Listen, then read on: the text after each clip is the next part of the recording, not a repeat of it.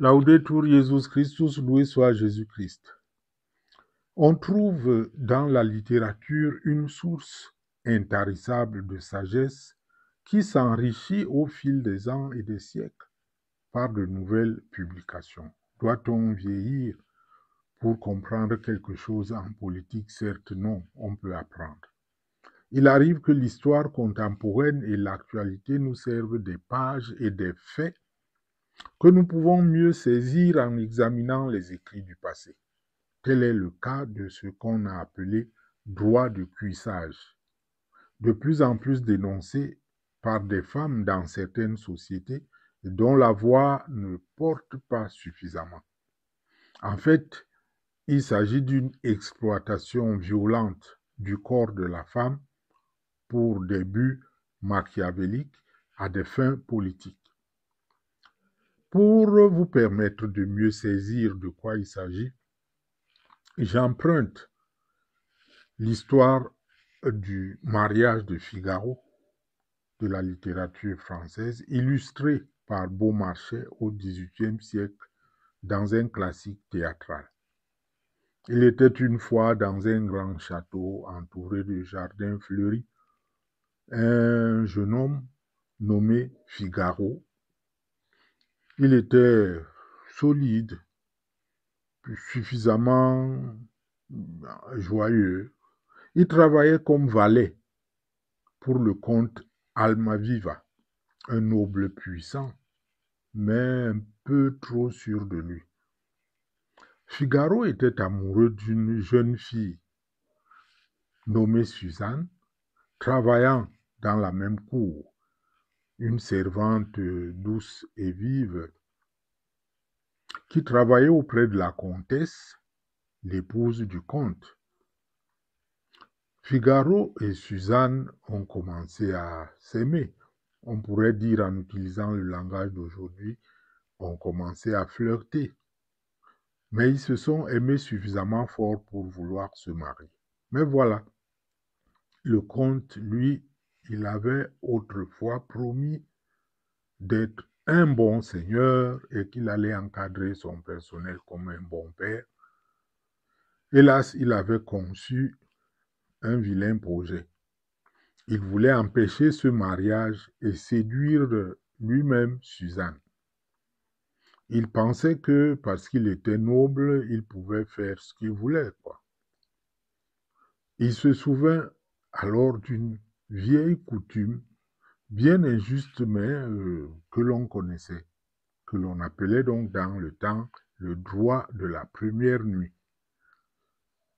Droit qui donnait au Seigneur le pouvoir, n'est-ce pas, de passer la première nuit avec la mariée de l'un de ses serviteurs.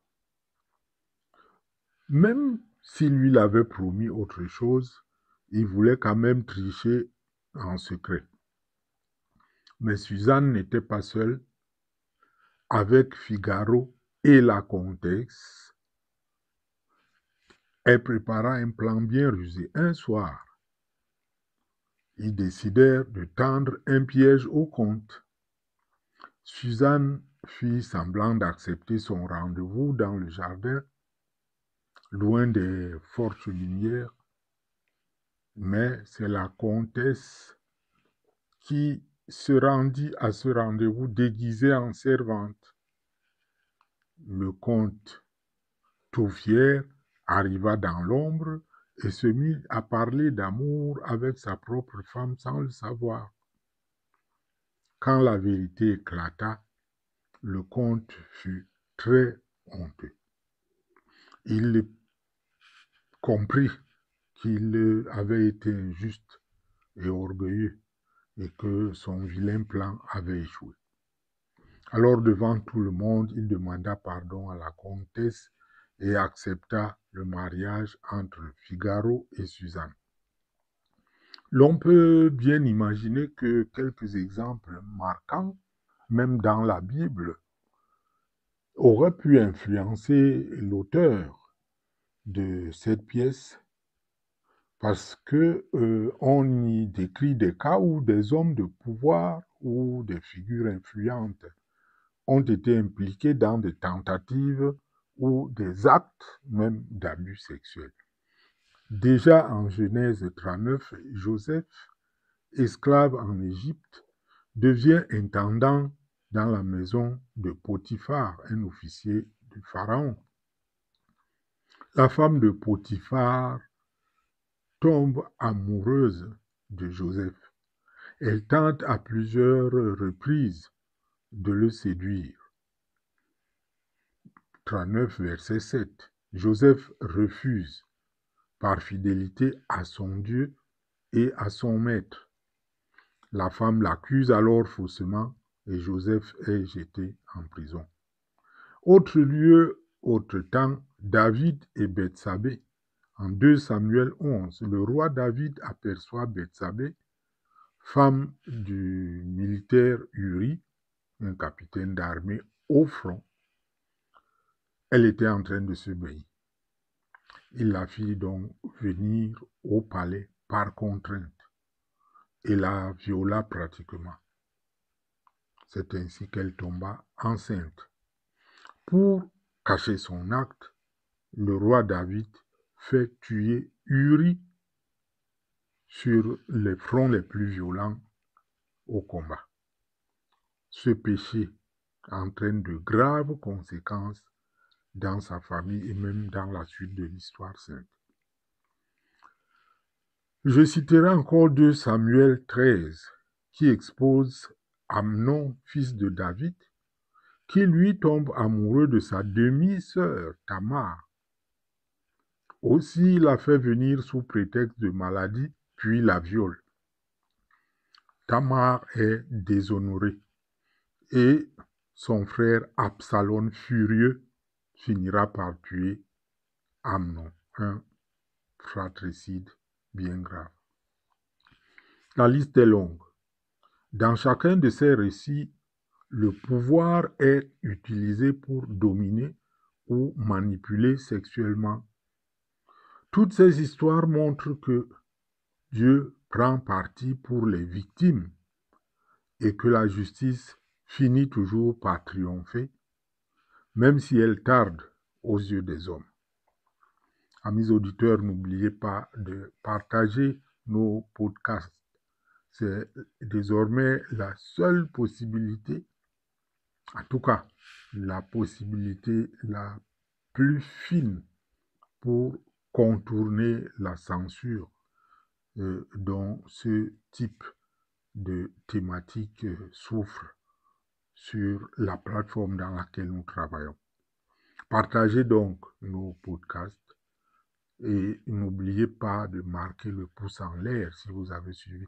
Si vous avez une question, un intérêt, une observation quelconque, faire un petit commentaire en dessous du podcast. C'est toujours un point très important. Alors, des hommes de pouvoir ont utilisé et certainement utiliseront encore la violence de ce fameux droit de cuissage qui n'est écrit nulle part pour dominer les femmes et les soumettre, puis les utiliser à leur gré à des fins politiques. Les usages actuels ont même élargi cette violence à d'autres hommes qui seront donc considérés psychologiquement comme des épouses ou des concubines avec le devoir de soumission. Imaginez-vous. Cette pratique va même jusqu'aux enfants de certains citoyens et est souvent attribuée à des sociétés secrètes dominantes ou à d'autres sources de méchanceté.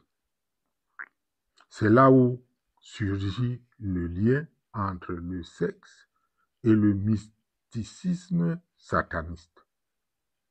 Ce que Dieu a créé et a jugé que c'était beau devient un instrument de domination, d'oppression et même d'extermination dans certains cas. Voyez les viols sur les terrains de conflit, les terrains de guerre. Ainsi va le monde. Surtout, ainsi va le monde sans Dieu, que plusieurs appellent de tous leurs vœux sans en mesurer les conséquences.